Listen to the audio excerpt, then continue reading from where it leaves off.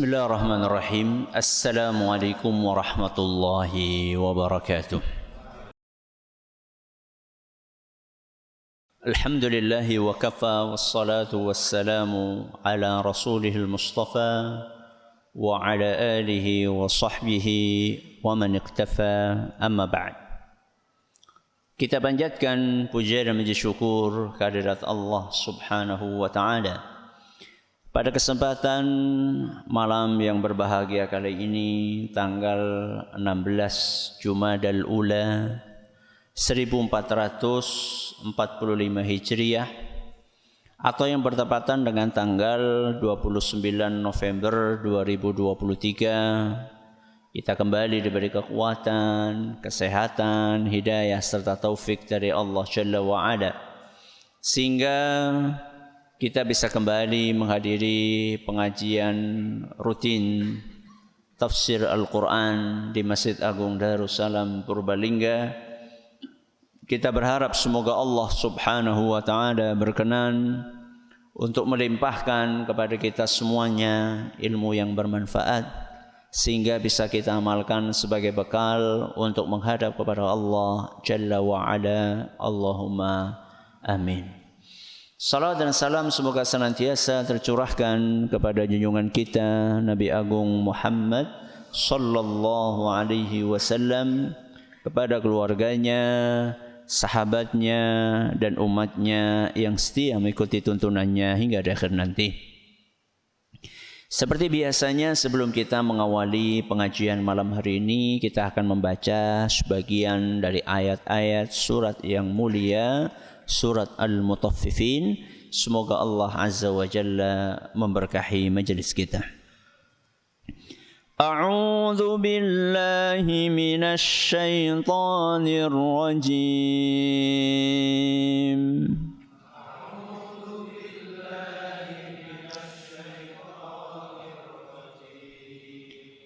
Kalla inna kitabal abrari lafi illiyin.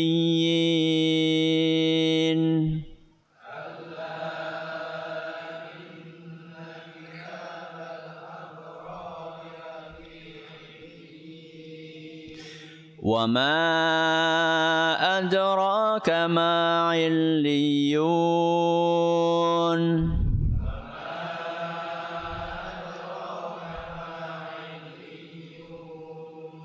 Kitabun marqum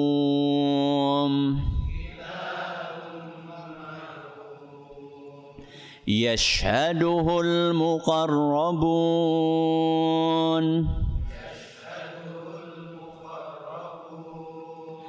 innal abrara lafi na'im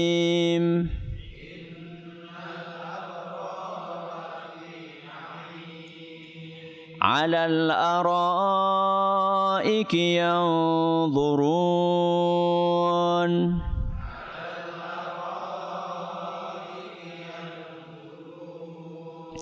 تعرف في وجوههم نضرة النعيم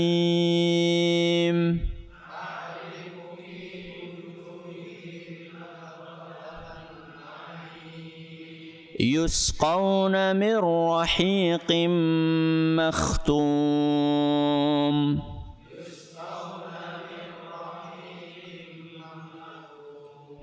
ختامه مسك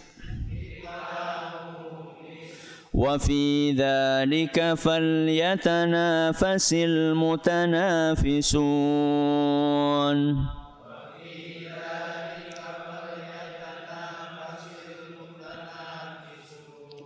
ومزاجه من تسنيم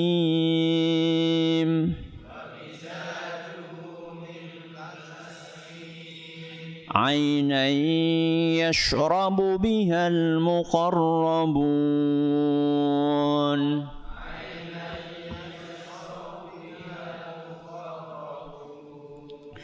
Para hadirin dan hadirat sekalian yang kami hormati, dan juga segenap pendengar serta pemirsa rahimani wa rahimakumullah.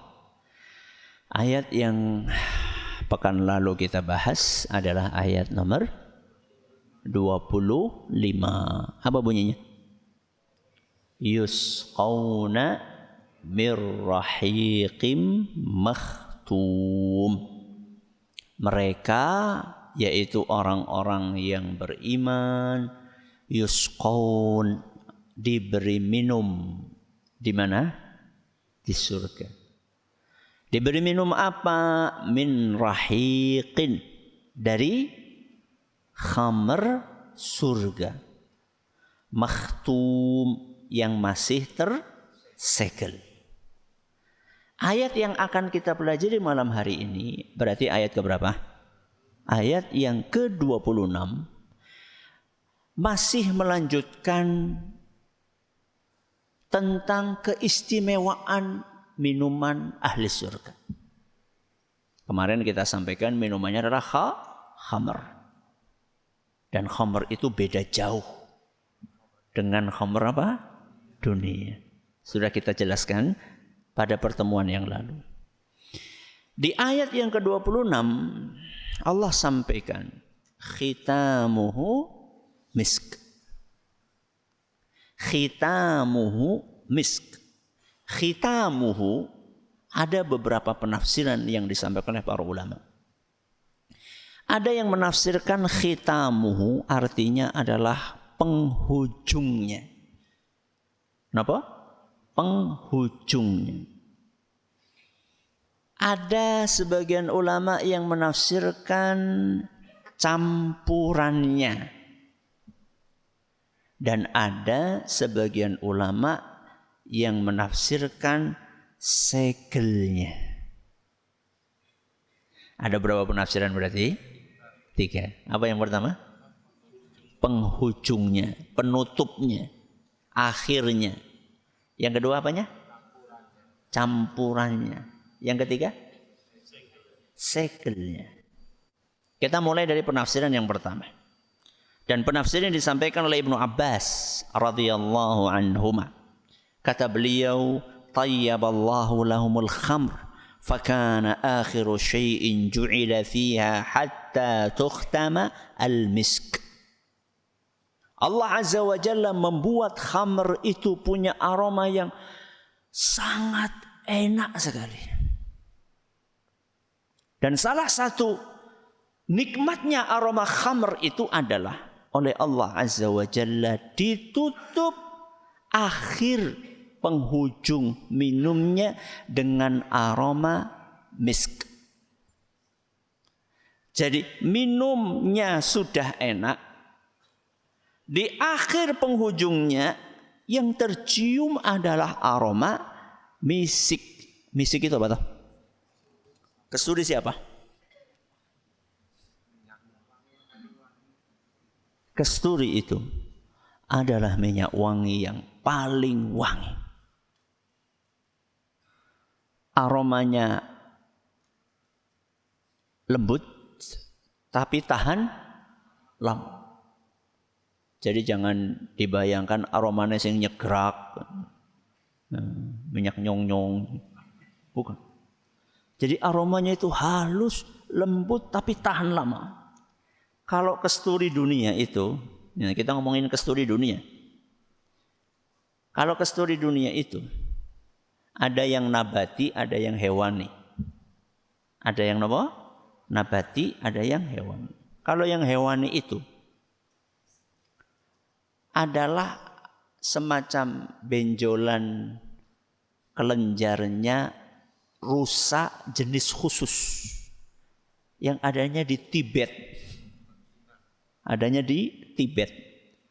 Jadi rusa jantan jenis khusus itu ada bentolan dari kelenjarnya yang nempel di leher.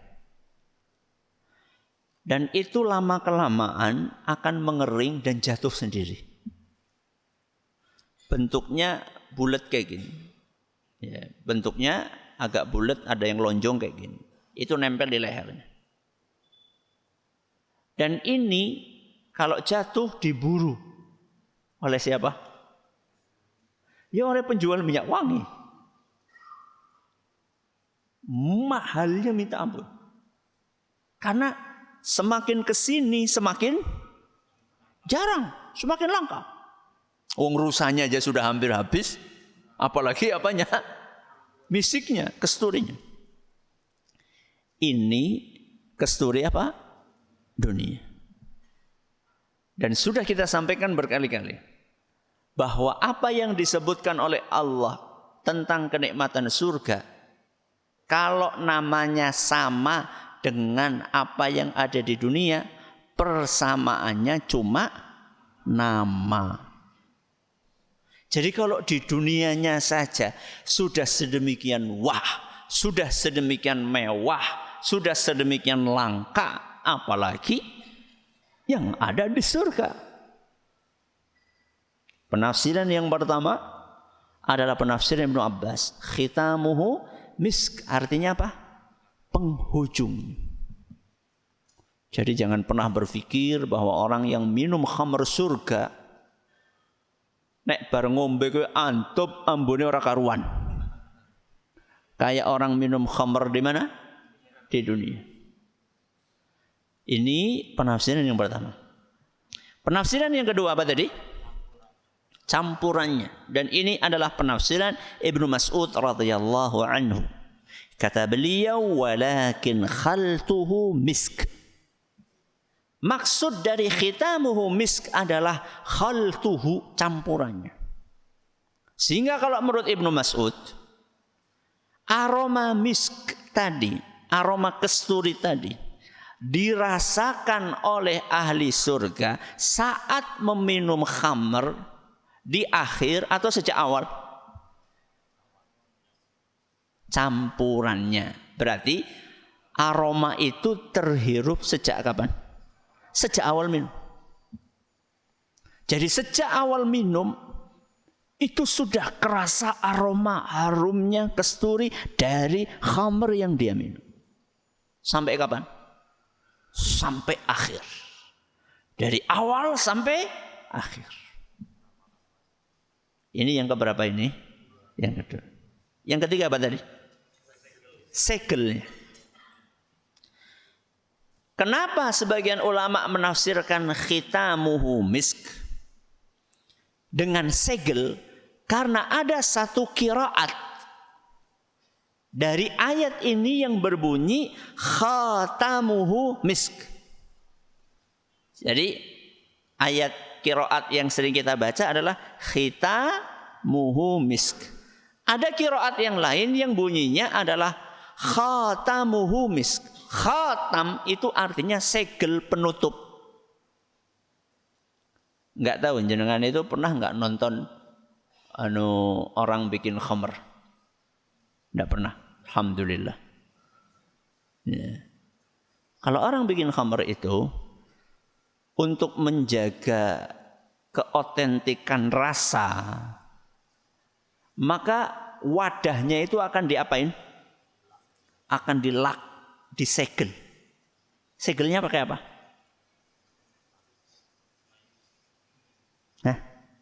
Lempung. Ngertos lempung?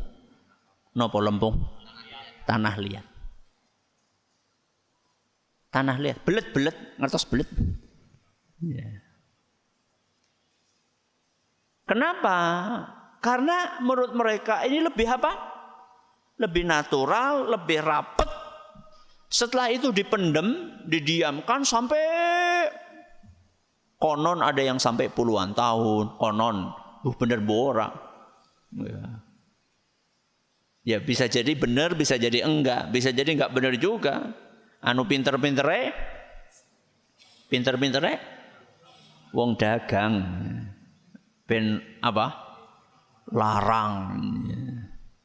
Ini adalah arak yang sudah dibikin 70 tahun yang lalu.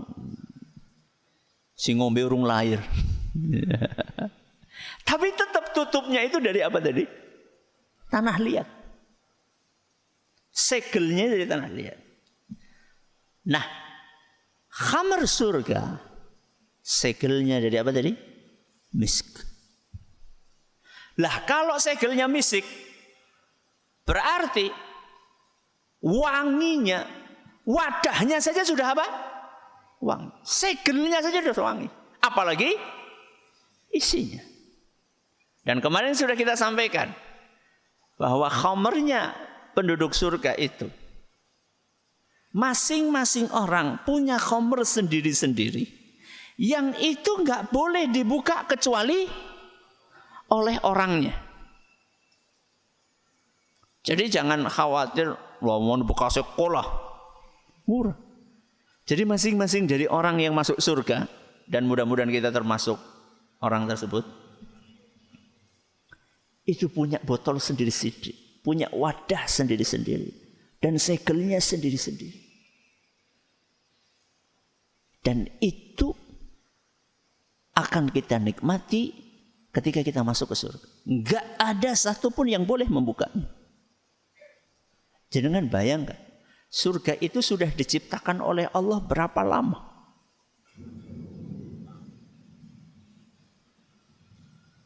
Kita tidak tahu kapan Allah menciptakan surga. Yang jelas sekarang surga sudah ada. Yang jelas sekarang neraka sudah ada. Dan ini berdasarkan ijma' Ahlus Sunnah wal Jamaah. Surganya sudah ada, nerakanya sudah ada. Berarti kenikmatan-kenikmatan yang Allah ciptakan di surga sudah ada atau belum? Sudah ada. Sekarang sudah ada. Termasuk khamr tadi. Berapa penafsiran berarti? 3. Sing bener nanti. Yang benar yang mana? Semuanya benar.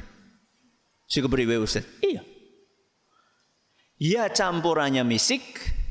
Ya apa tadi? Apa itu namanya?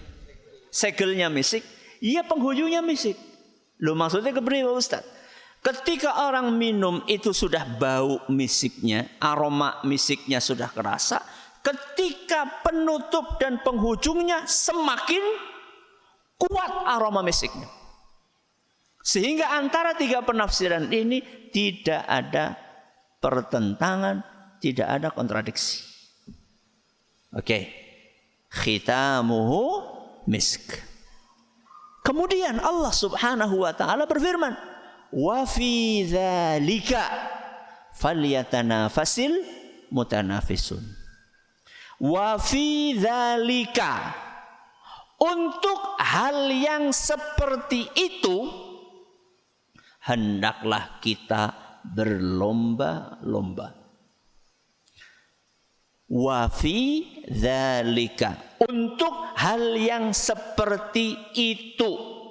Apa hal itu? Ini ngamleng. Wa fi dzalika, untuk hal yang itu hendaklah kita berlomba-lomba untuk mendapatkannya. Apa hal itu yang kita disuruh berlomba-lomba untuk mendapatkannya? Apa? Khamr surga. Kenikmatan surga. Khamr surga apa kenikmatan surga? Ya loro-loro nih. Sing paling perak, pembahasan yang paling dekat apa? Khamr surga. Hendaklah kita berlomba-lomba untuk bisa menikmati khamr surga, bukan khamr dunia.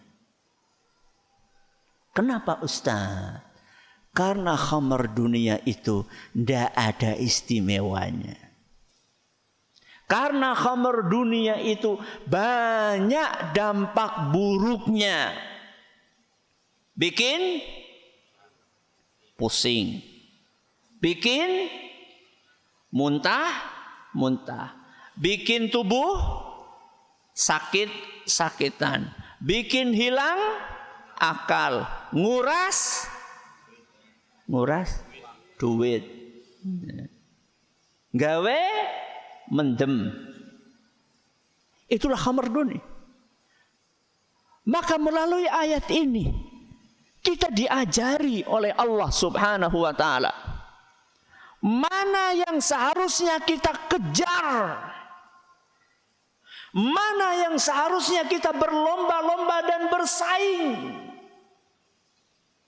Bukan untuk remeh-temeh khamr dunia, yang banyak efek buruknya dan dampak negatifnya, tapi kita berlomba-lomba untuk bisa meraih khamernya surga, khamer yang sempurna, yang tidak membuat orang pusing, tidak membuat orang hilang akal, tidak menghabiskan duit, dan aromanya sangat wangi.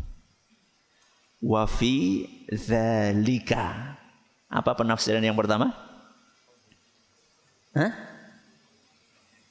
Khamr surga.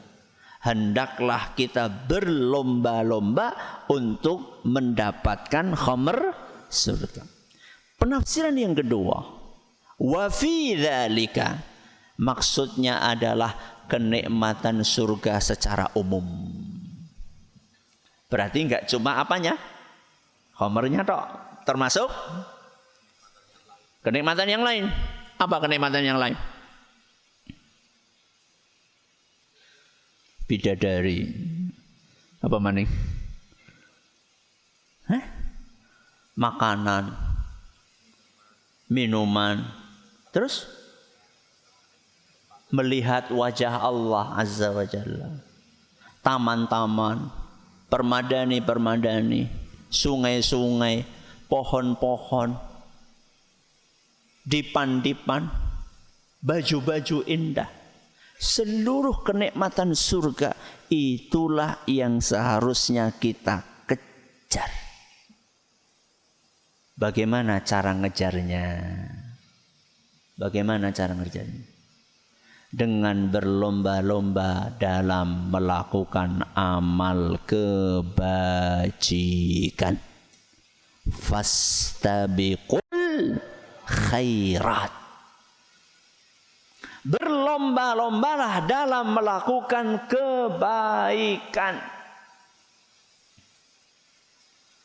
Baik kebaikan itu hubungannya hablum minallah, maupun kebaikan itu hubungannya hablum minan nas.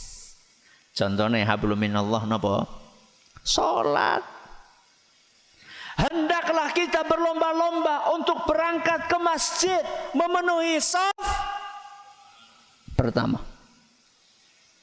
Itu yang seharusnya kita berlomba-lomba. Bukan cuma berlomba-lomba ngantri dapat apa? PLT. Atau ada pembagian sembako. Anu lagi akeh wong mendadak dermawan. Ya. Atau rebutan kaos. Ya. Berlomba-lombalah untuk mengisi shaf pertama yang ada di masjid. Itu yang hubungannya hablum minallah. Yang hubungannya hablum minan nas. Berlomba-lombalah untuk birrul walidain. Jangan saling lempar-lemparan tanggung jawab dalam berbakti kepada orang tua. Bocah 10 ngurusi bapak karo ibu loro ora bisa. Berdua bapak dan ibu mengurusi 10 anak bisa. Mana bakti kita kepada orang tua kita? Mana? Ayah dan ibu kita ngurusi 10 anak bisa. 10 anak ngurusi bapak ibu cuma berdua nggak bisa. Malu. Saling lempar-lemparan. Lo bapak wis ngone nyong seminggu gantian ngone kok. Seharusnya kita itu berlomba agar bisa berbakti kepada orang tua kita. Seharusnya kita bahagia ketika orang tua kita tinggal di rumah kita.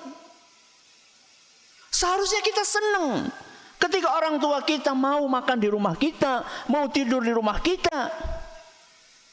Orang pediren. Saling apa? Lempar tanggung jawab. Berlombalah untuk birrul walidain. Inilah surga kita. Al-walidu awsatu babil jannah. Orang tua itu adalah pintu surga yang ada di rumah kita. Nabi SAW menjamin surga bagi seorang anak yang menjumpai kedua orang tuanya dalam keadaan lanjut usia. Kemudian dia berhasil untuk menjadikan itu sebagai sarana guna masuk ke dalam surga. Jaminan surga dari Nabi SAW. Kenapa kok menyebutkan usia, lanjut usia, usia tua? Kenapa? Karena birrul walidain paling berat itu adalah ketika orang tua kita sudah lanjut. Itulah paling berat. Karena dia sudah susah ngapa-ngapain. Mau makan, pantangan ini, pantangan itu. Mau ke kamar mandi, perlu diantar, perlu dijunjung. Mau ke rumah sakit, harus diantarkan. Miris jamaah yang kami hormati. Berapa kali saya ketemu orang tua pergi ke rumah sakit sendirian. Ditanya, ibu punya anak? Ada. Kemana anaknya, Bu? Sibuk. Subhanallah. Sesepuh itu, setua itu masih ngantri berjam-jam, belum lagi ngantri angkotnya, belum lagi ngantri periksanya, belum lagi ngantri ngambil obatnya, belum lagi nanti pulangnya. Kadang-kadang ada di antara mereka musim hujan kayak gini berangkat ke mana? Rumah sakit klebes, basah kuyup, sampai bajunya kering lagi. Saking lamanya dia nunggu. Anaknya kemana? Wa fi dzalika falyatanafasil mutanafisun. Untuk mengejar surga hendaknya kita berlomba-lomba. Saya sering sampaikan kisah dua anak kakak adik di Arab Saudi yang berperkara di mana? Di pengadilan. Gara-gara apa? Gara-gara rebutan. Rebutan apa? Warisan. Gara-gara rebutan pengen merawat ibunya. Allahu Akbar. Gak ada yang mau ngalah. Gak ada yang mau ngalah. Kakaknya tinggal di kampung, adiknya tinggal di kota. Kakaknya tinggal di kampung, adiknya tinggal di mana? Di kota. Kakaknya ngotot, enggak, ibu harus di kota. Kampung. Enggak, ibu harus di kampung. Ibu kan dulu tinggalnya di sini, ini kan rumah ibu. Di kampung. Udaranya lebih apa? Seger. Si adik enggak, ibu harus di kota karena ibu sering ke rumah sakit biar deket, enggak jauh. Enggak ada yang mau ngalah sampai masuk apa? Pengadilan. Hakimnya kan bingung mau memenangkan siapa.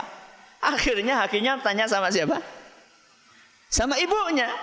Bu, ibu milih siapa? Tambah bingung maning ibu nih kepriwe.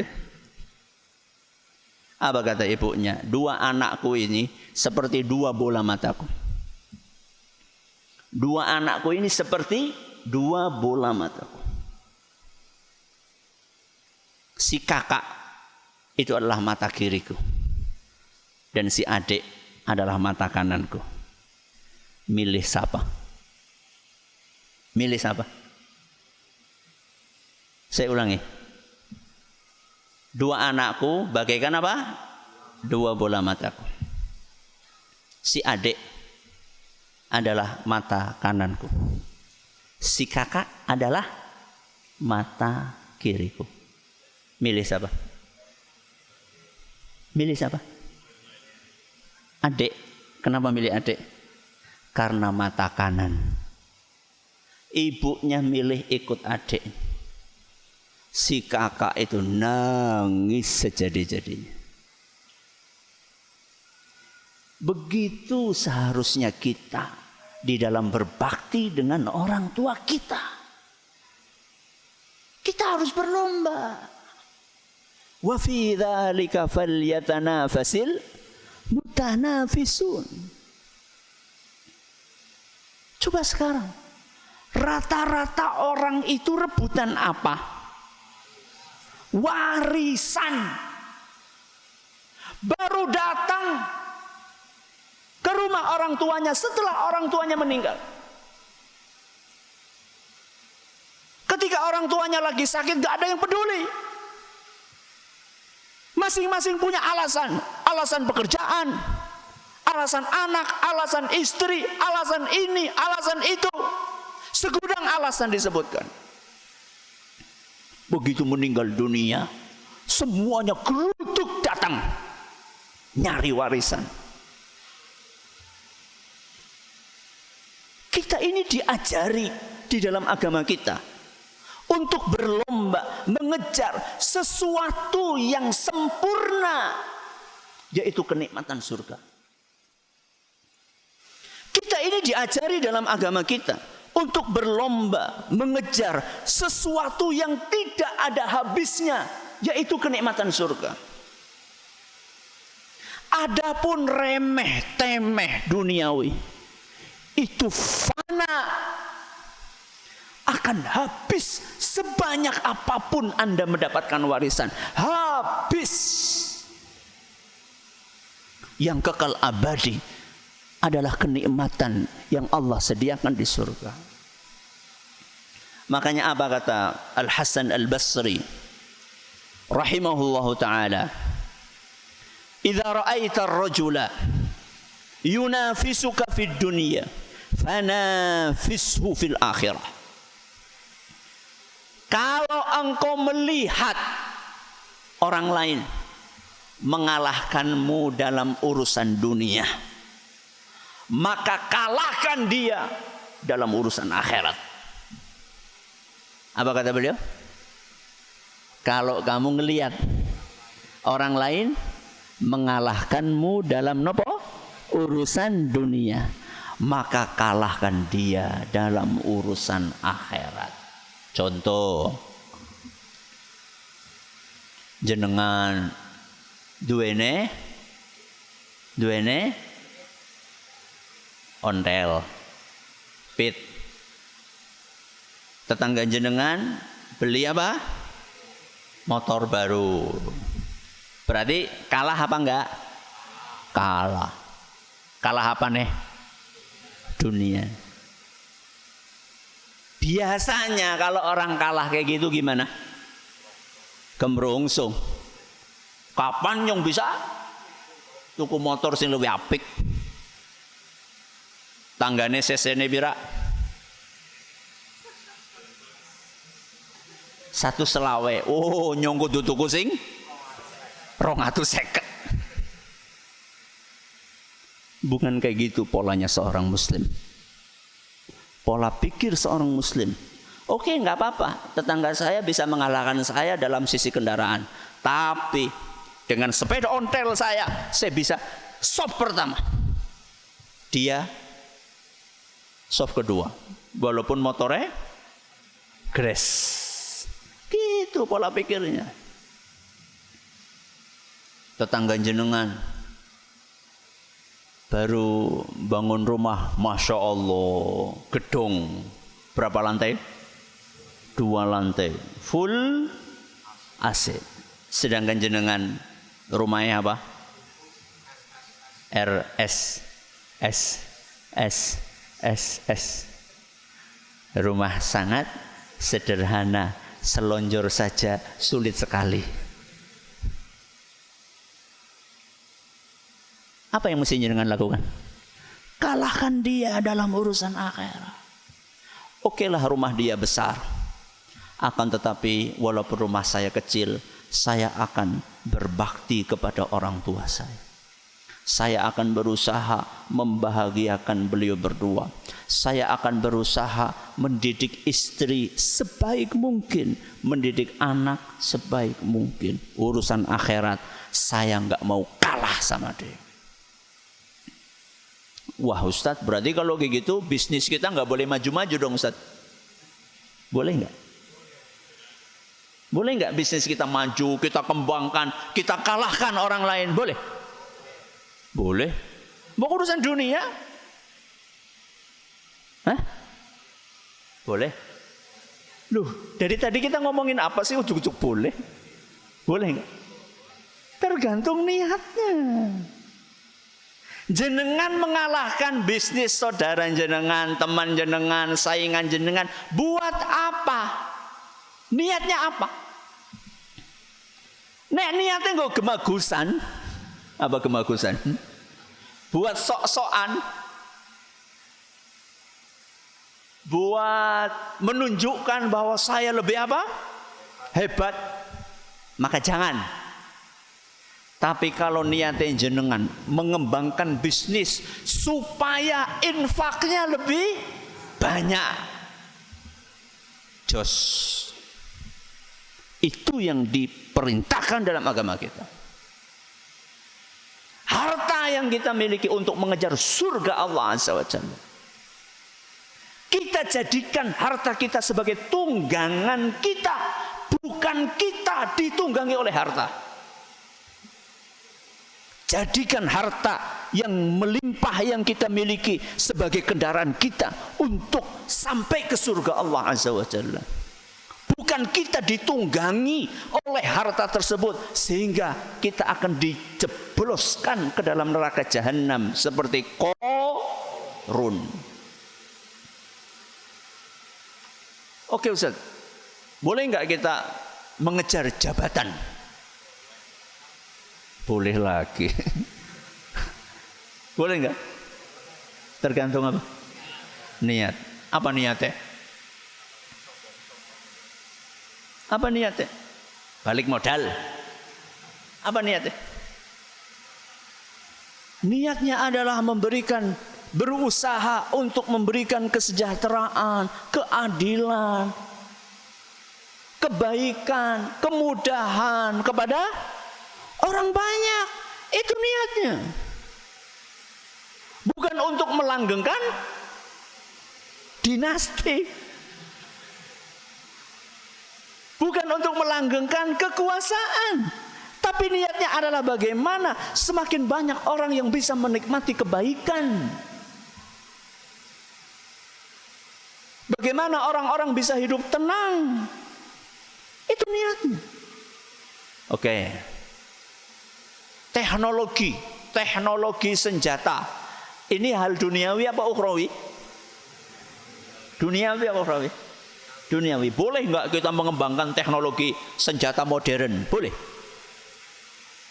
Boleh. Tergantung.